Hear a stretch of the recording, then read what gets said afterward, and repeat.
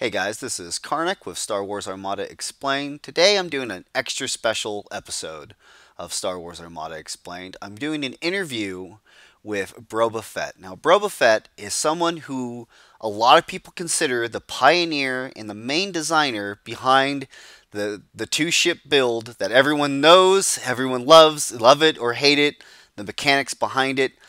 Definitely some other people have done some experimentation back when this list was initially being developed, but I can personally say that the man behind the current iteration, that when most people say this is two ship, this is the man behind that. I'd like to introduce Brobafett. Please tell us a little bit about yourself, where you're from, and just lead us into where this kind of all started, please.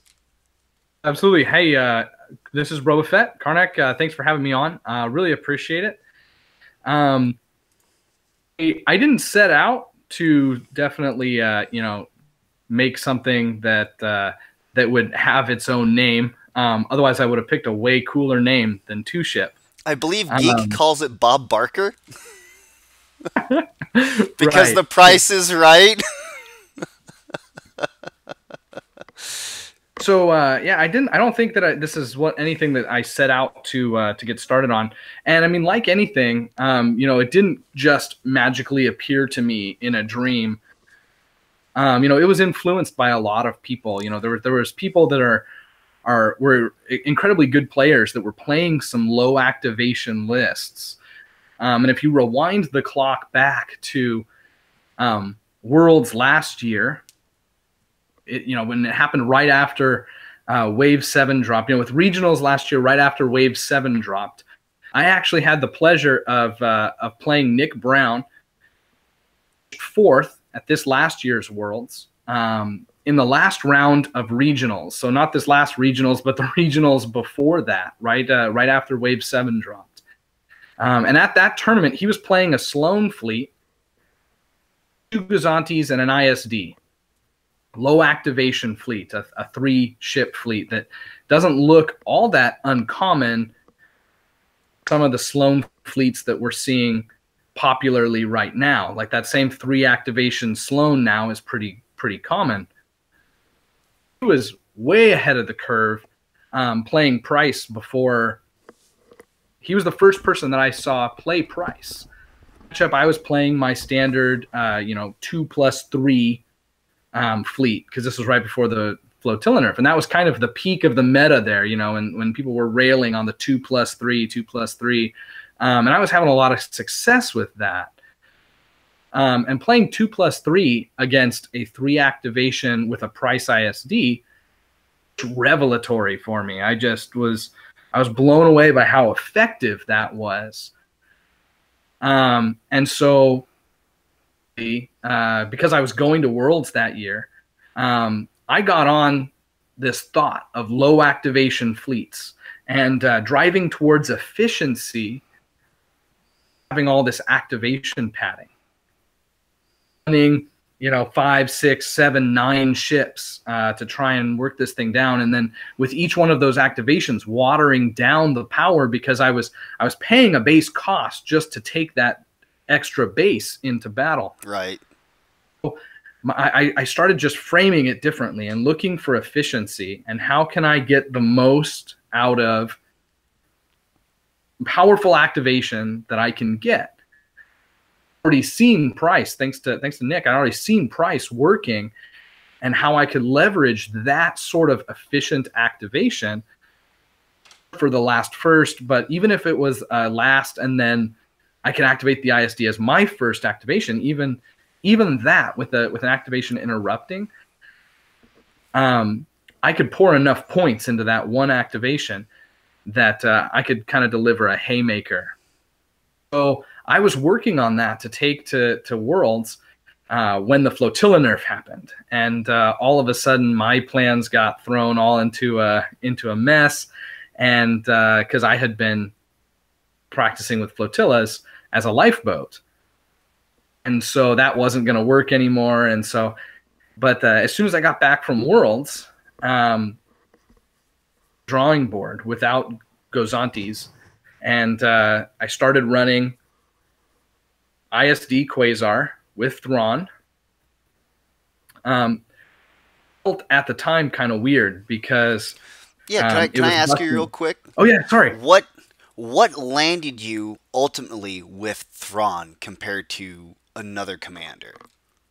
Yeah, so I mean, I think it's pretty obvious in my version of two ship, which I think is kind of rudimentary now by the standards of where people have taken it that are way beyond me. But I think it's patently obvious that I started out with Sloane. I have two generic defenders in my list, no Morna, and so I'm way more focused on like the blue non-rogue.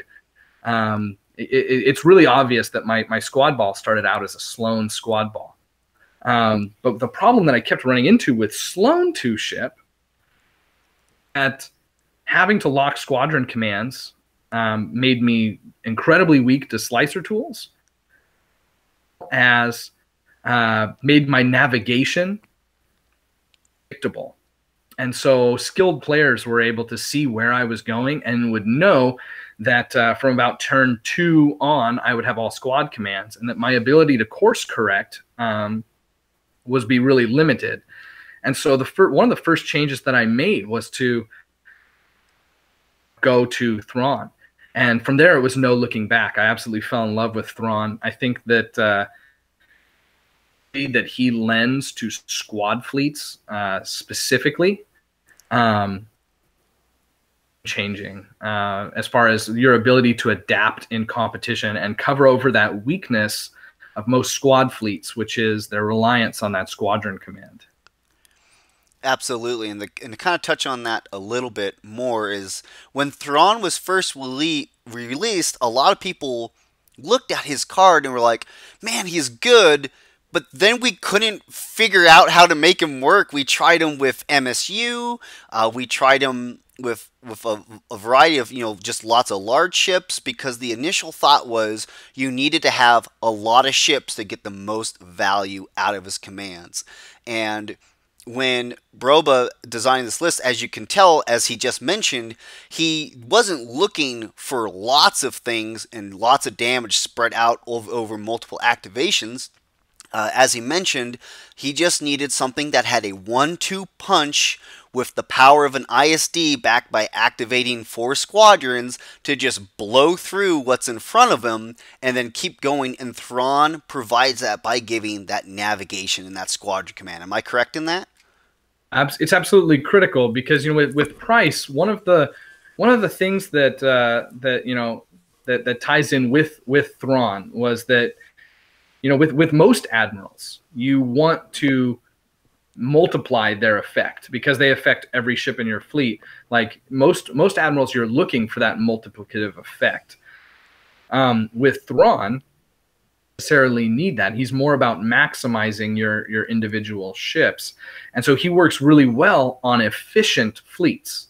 So if you have a very efficient MSU, he's going to be great. But if you have a lot of activation padding and a lot of wasted points in your fleet, that's where Thrawn loses his efficiency. And I found that really interesting about him as an admiral, kind of different than many of the other ones.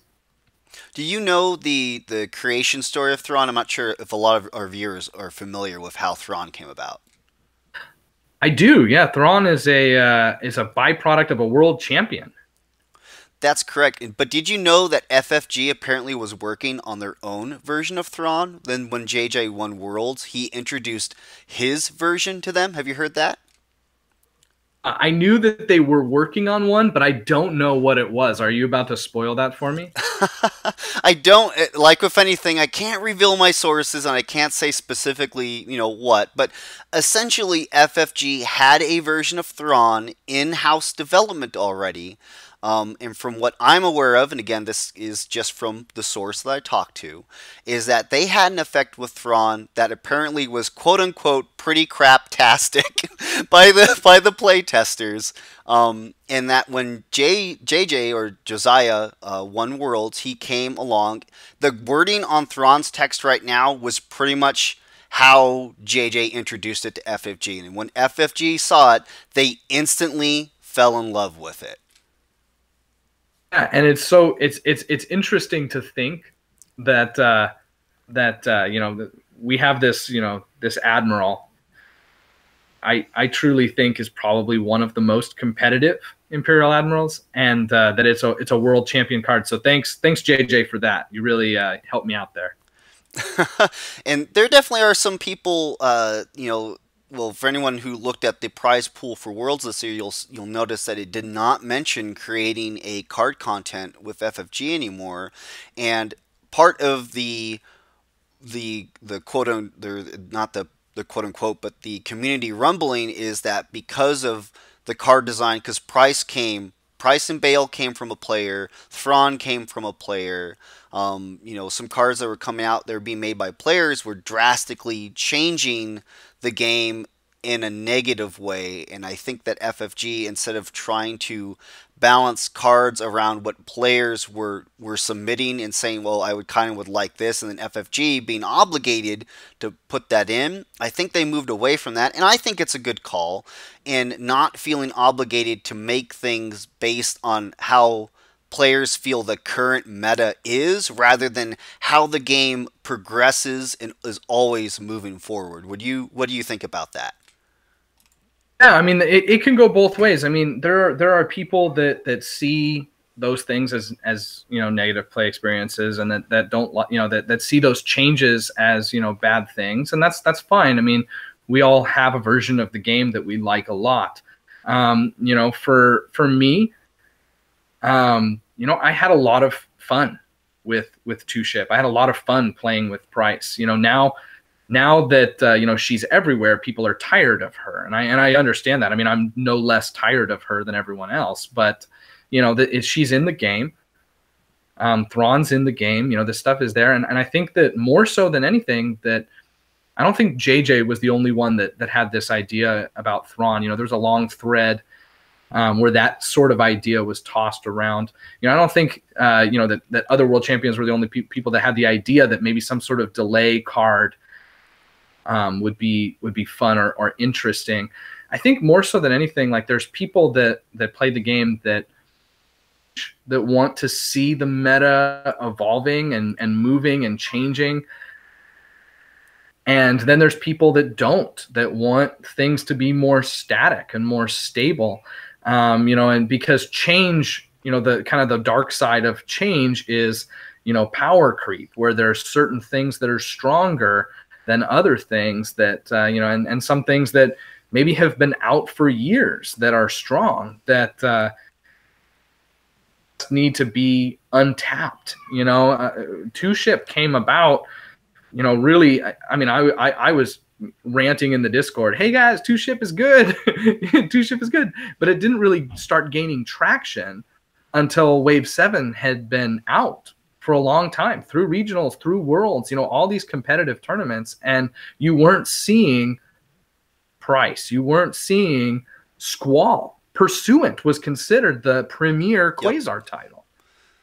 So when you're looking at the game, and this is beyond Two Ship, and I think this is where now people, I think, can take the lessons that I learned from looking at Two Ship and looking at the mechanics of the game, move on to the next thing, is that there's a lot of cards in the game. There's a lot of mechanics that are kind of underused and underutilized. And we're getting a lot more stuff. I mean, seeing the objectives that are coming up, seeing the squadrons that are coming up, the different avenues that we have to play Armada are going to be blown wide open. And when that happens, change is going to come.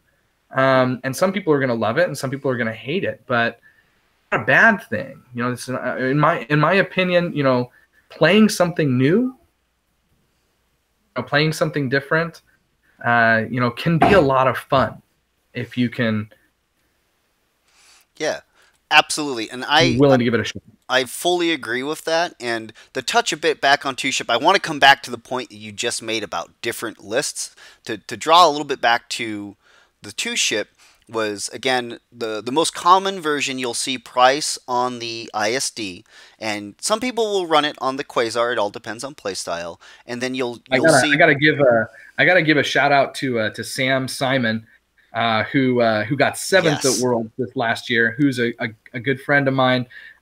So big shout out to Sam. He was the one that threw Price on the Quasar and threw Morna Merrick Jendon in there, and so he's to blame for that whole abomination. Yes. Part of seeing where this list came from is I would say about what let's see, it would be after May, so about June, July is when I started seeing two ships show up on Vassal. And Broba, as he mentioned, he ran his list with a variance of, Jendon, Steel, and some TIE defenders, Mauler. It wasn't until Samson and a few other players switched out those defenders for Mora because they wanted more initial punching power in that last first than sometimes defenders can't provide. Am I correct in my understanding of that? Yeah, I mean, I had all through Wave 6, all through Wave 6 back in real ancient history. I was the guy pounding the sand with Morna Merrick Jendon, and working Morna Merrick Jendon in that list. So for me, I was kind of over that combo, and so I was looking to try to branch out from that powerful combination. So really, the only reason why I never went to that was because one of those deep have to do things differently kind of guys. I did, I figured that I would let other people play around with Morna, even though she's my girl. Yes, absolutely. Mora, I didn't understand the power of Mora until someone rolled up with Jendon in tow, and she rolled the 3 damage, and then here comes Steel with his essentially 2 damage, and then pow, I'm hit for 8 damage out of 3 squadron activations, and now you're spending defense tokens, which is what Avenger loves, and it really caught me by surprise, and it kind of now has swept the Imperial world by storm because Mora is essentially the best bomber that's not a bomber that the Imperials have. It's the only bomber that can consistently hit 3 damage and with rerolls without needing support, without other support vessels, right? Yeah, and I mean, Morna Merrick Jendon is the only combo that the Imperials have that comes close to rivaling something like a Yavaris or B Wings. So it is the Yavaris B Wings of the Imperial faction, and so that's why you see it, because it is reliable, it is powerful, and having both those combo with the rerolls on board. Powers up, especially in a build like 2-ship where you don't want to have that flotilla for Bomber Command Center. Right, because again, to go back to your point, you need pure efficiency from every activation in pushing squadrons and your ships across the board. And I think it's great. I know when Captain Brunson came out, everyone was like, "Oh, she's fantastic, she's great." And I think we can all agree that at this point, maybe she's a little undercosted for her ability. But putting her, because I know when the Quasar was initially released, she should be 2 and a non-exhaust.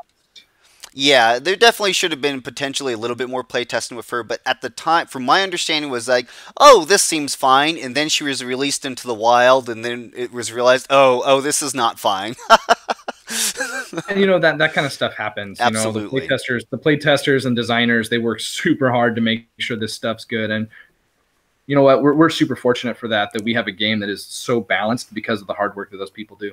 Absolutely, and I remember when the Quasar was first released, Imperials were like, oh, this is cool, we finally have a cheap carry. Oh man, it dies when you look at it. And it wasn't until we got Burnson that it really increased the survivability of such a fragile carrier, right? Absolutely. And in a way, for the Price versions where Price sits on the Quasar, that's a defensive upgrade too. Being able to hold back until the end of the turn and stay out of fire range, and then quickly zip through that fire range and either into a side arc or out of combat entirely. Price can also be a very powerful defensive upgrade. Yeah, that's also a very good point if played, with the intent of knowing, again, trying to anticipate your opponent's move. And to come back to what you mentioned before about changing list archetypes. I'm going to do a little bit of talking because I want to set up this question for you. So as we all know, this is definitely one of the longest waves that we've ever been a part of with no new release, nothing going on. But it's been insane. All of the different list archetypes that have been developed despite how long we've gone with no release. And I know as much as people are complaining about two ship now, what were we complaining about before? We were complaining about Vader Cry Moons and Yavaris and Ace Holes, but look at what won Worlds, people. If you've had a chance to watch the Worlds final, there were two brand new fleet archetypes I have never seen before. No large ships, no price, no bail, and they got the top table, and it was a fantastic match to watch. Broba, what did you think about seeing these two brand new fleet types? You know what? Okay, so this is, one of those things where I think that innovation breeds innovation. Two ship, what it does better than anything else on traditionally built ships, the kind of ships that you saw from really wave 2. When Clonisher started to, play the activation game, and you started to see people investing in, in activation, and we kind of hit that 5 activation balance. Two ship is really strong against a 5 activation fleet. And so what that did was, at least in my area, because again, my local meta is just my local meta, and so for the people in Southern California that have had to deal with me and Sam and, our other friends that are, playing two ship all the time, they've had to evolve. They've had to change. They've had to change how they play, fleets that they bring to tournaments. Because if they know that if they do the same old, they're going to get stomped. And so we see these fleets, and I don't think it's an accident that Sloan did so well. When you know that people are going to be bringing squads, it's smart to bring Sloan. I don't think that I would have done any different. And I don't think that, when you have, the types of fleets that we saw in the final, I just think it's great. I think it's excellent that, that we're continuing to change, that stuff is continuing to move, and people can grumble about two ship, and that's fine. But I think that long term for the game, going out, next wave, 2 waves, I think that it's going to be good, because what it's kind of done in our local area, we have people that show up with 7 activation MSU, up with 3, activation squad lists, 3 activation double larges and a flotilla. We're seeing things that I haven't seen playing, because they aren't competitive against that kind of 5 activation standard. Now that people are having to mix it up, it's kind of like a little bit of like the Wild West, where things are working. It's not a 1, 2, 3 rock, paper, scissors balance necessarily, because stuff is getting tried and stuff is getting played that you might not expect, and those things that you don't expect are doing really, really well. Lately I've been having a lot of fun with a Radis list. One of the components of the Radis list is the fact that I have a couple of bombers and a CR-90B Dodonna's Pride carrier that I use to activations to Luke, and I put it way off on a flank, and I have this Dodonna Pride Luke around the back of the board and then does straight to hull damage, when I need some straight to hull damage at the end, and that kind of weird stuff doesn't seem like it would be competitive, but I beat some good players with that fleet. So yeah, weird stuff. Yes, weird things, and that's definitely how I would describe, especially Dennis's fleet, the world champion. It was an Arcanins, and people were like, oh my god, it's an Arcanins, and like, oh my god, it's Center Core, and when I saw it on the table, I had not heard of it. I had not heard about what Dennis was playing or flying, and then it got on the table, and people initially when they looked at the two lists, they saw Nathan's list, they saw Dennis, they're like, oh, I think Nathan's gonna take it. And then you saw the magic and the sheer insanity behind Dennis's fleet. And I know some people will complain, oh man, he had an admiral on a lifeboat, but I mean that's one aspect of this game, and if you can't use every aspect of the game to if that's your playstyle of how you want to play, you can't knock anyone who is playing that. But I think what is fantastic about it is that it put Arcaden Center Core front and center, winning worlds, and just showing people, look, I'm not following what everyone else is doing with two ship. I'm doing my own thing with this Arcadens and the flotillas and relay and doing all that. I just think it, like you mentioned, it's really fantastic. As you said, that two ship probably played a bit into propagating these new lists and these new ship types. And what, even though that we still haven't had a release, it's still innovating change within the community. As much as we like to decry, oh, you know, two ship is here, long live two ship, there's not going to be anything else. We know that's not true. As I mentioned before, it's just currently the current flavor. And I really believe that when the SSD and the new the Rebellion in the Rim expansion come out, things are going to drastically shake up. Brobo, what do you think about the SSD coming out? I'm really excited about the SSD. I mean, I've had the opportunity to kind of mock test it, you know, here on Vassal, and I'm one of the proud idiots that owns a Mel's custom SSD. So I've dropped it on the table a few times. It looks great. I love the ship. It changes the way that the game is played, because up until now we have not, the game has been balanced around offense. Like, the best defense has always been killing your opponent's ships fast enough that they cannot retaliate.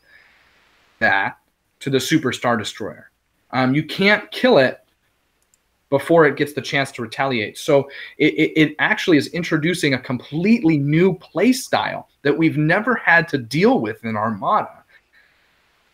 Which is this kind of point fortress tank fleet. But you know, the closest thing, you know, that was, you know, to it was kind of maybe like a token farm, but the SSD can't token farm either. So it's a real interesting ship, because it, you know, because of how many points in the list it takes up. It's really is a combat ship.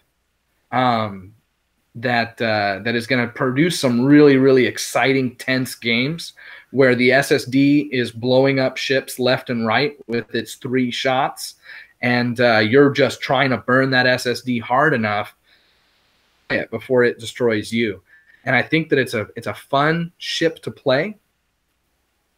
Again, on those games where we start seeing things like, for instance, my SSD, I've been running heavy turbolaser turrets in combination with XI7s lasers, so I can use my modifications elsewhere.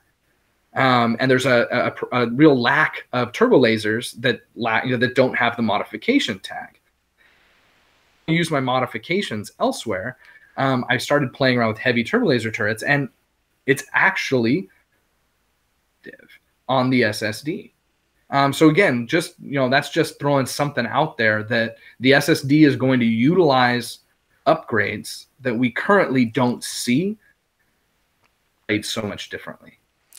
I absolutely concur with that. I know I've messed around with a couple different builds. I've played against and with it, and I don't anticipate people quite grasping its full potential until it's actually released and we get it on a table and we can start playing around with it more. I have one final question for you, Broba, and that is probably one of the biggest things in Armada that I've been seeing. It's not a recent complaint, it's definitely one that's been around a while, and that is there's some belief that heavy squadron builds are starting to drag this game downwards into an unrecoverable position of, if you don't bring squads, you're not going to be able to ever win competitively.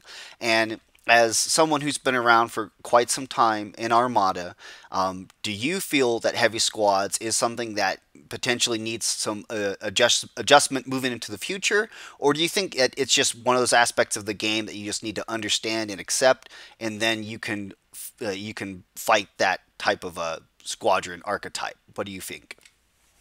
Yeah. So I started the game in Wave 1, long time.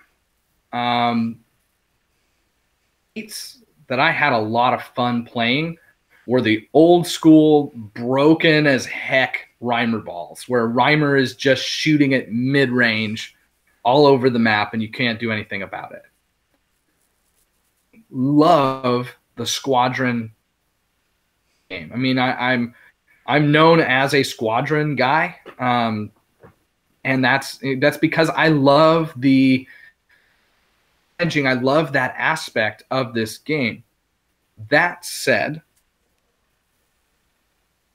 I do understand and I do empathize with the fact that because they are, combinative, different, ways that you can play them, and so many ways that that they can, affect the battle in ways that ships can't. Just the ability to travel backwards in the Armada mechanical play space is extremely powerful. So I do understand people that say that, and I'm not saying that the system is perfect. I think that there are some real good changes that could be made. I think that Snipafist, for instance, he's been talking about his aces as upgrades, where all you can take are generic squadrons, but the aces are like an upgrade to those generic squadrons that you would place on the squadron card, like you would an upgrade on a ship.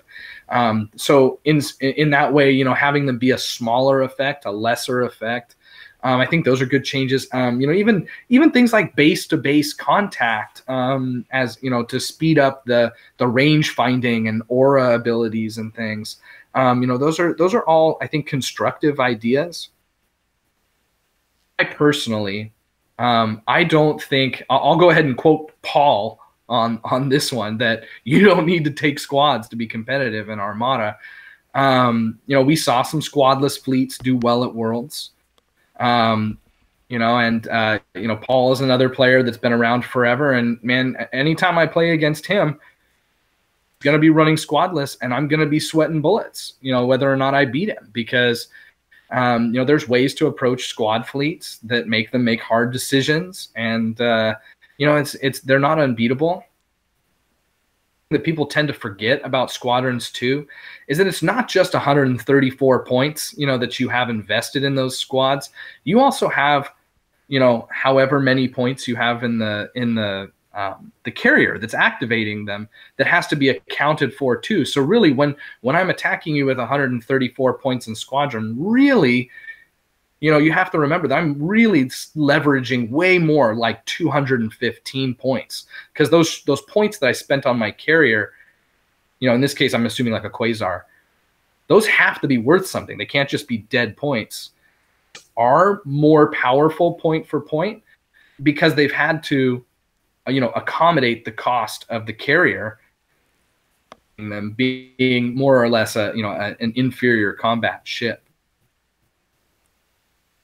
I don't think that the game is in a place right now where you have to take squads. I certainly would encourage people that think that to talk to some people that are excellent at playing against squad fleets with no squads, people like Paul or Truthiness or Snipafist, that are great players that know how to approach squad fleets in a way that can get good results. Because really, when you play a squad fleet with a squadronless fleet, it is about your approach. It's about your ability to control the engagement. There is a skill factor to that. And insofar as like changes to the squad game, I'd be open to just about any of those. I think that as the game progresses, sad things that we've seen in squads is the disappearance of the mid squad fleet, outside of maybe like a Sato or something like that. I'd really love to see the game in a place where taking 70 points in squadrons wasn't just an expensive speed bump that would have been better spent on just taking another ship and going squadronless. I think that there's I don't know, that's probably too long of an answer, but I think that I understand people that feel that way. I personally think that the assumption can be then that everyone feels that way. I don't, I don't feel like squads are broken or destroying the game. I still love playing squads. I mean, at the end of the day, I still love playing squads. I don't think I'm the only one. To lose my fair share of games. So For sure. And to touch on your point about asking other players for help on dealing with squadrons, and squadrons are very, very good, but at the same time, like with anything, practice, practice, practice. If you know and understand how squadrons interlink and work with each other, and you have a plan, that's an important part. Killing the carrier, it's a start to a plan, but it's not the plan. It's what are the steps that you're going to take to accomplish wiping out that carrier. And as you mentioned, you need to be able to anticipate, you need to be able to time, and then you need to be able to enact the plan that you have that's going to wipe out your fleet while suffering as little losses as you can, and then bounce on out. So I do appreciate your thoughts and views on the squadron game, and also potentially where Armada is going in the future.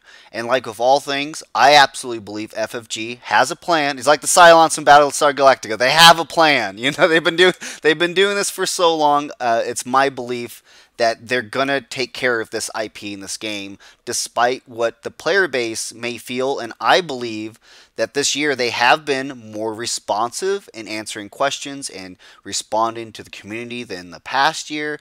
While we still may not ultimately be as happy with that response as we would prefer, at least there is some marked improvement in the games progressing forward. Broba, I do appreciate you taking time out of your very, very busy schedule, coming on to the show, talking with me, doing this interview. And again, I kind of wish we had more, we talked a little bit more about like the intricacies of two-ship and all that, but I think at the end of the day, everyone knows and understands that two-ship was not just something that just appeared out of the blue, out of the wild, and just took everyone by surprise.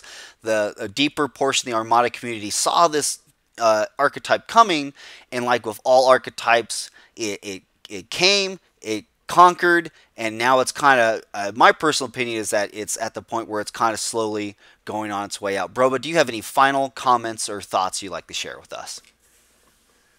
Yeah, thanks for having me on. It was an absolute pleasure, and yeah, that's it.